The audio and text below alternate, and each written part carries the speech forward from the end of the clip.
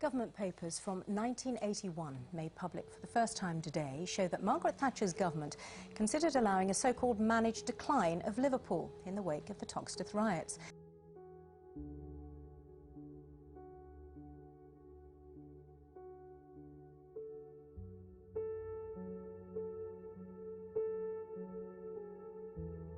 I was born in Toxteth in 1968.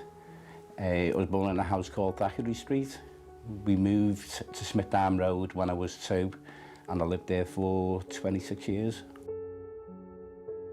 I've lived in Toxteth my entire life. I was born at the Women's Hospital in Toxteth.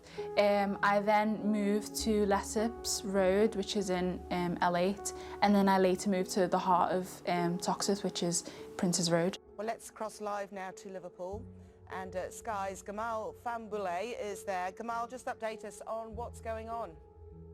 Well, the question where we are now is Heighton. It's about a 5 to 10 minute drive from Toxteth. It was good in general living in Toxteth, but obviously I think around the time of the riots, I think the then Conservative government made it very awkward for the youth living in the area, very suppressed, but in general it was a good place to live.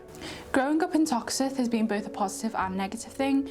The positive aspects is that when I was younger, I'd always have people to play out with. I'd always go knocking on their doors, and there was always a community. There was always like a safe place, especially in my area of Granby. The negative aspect of it, however, is that I remember very vividly when the 2011 riots were happening.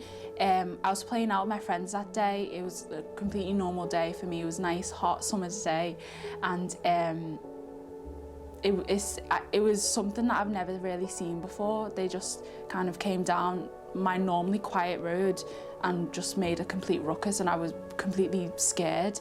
I was quite young as well. I was in 2011, but overall my entire experience of living in Toxteth has been quite a good experience, yeah.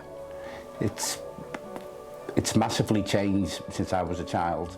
Because obviously the government instilled a compulsory purchase order, which seemed major parts of the Toxteth area to be flattened, redeveloped, and I think from then the probably culture or community of the area was disbanded. At the time, the Conservative government, who was ruled by Margaret Thatcher, she viewed Liverpool as her toilet, which in a stigma wise, I think if you go anywhere, as soon as someone hears your voice, it was a Scouser.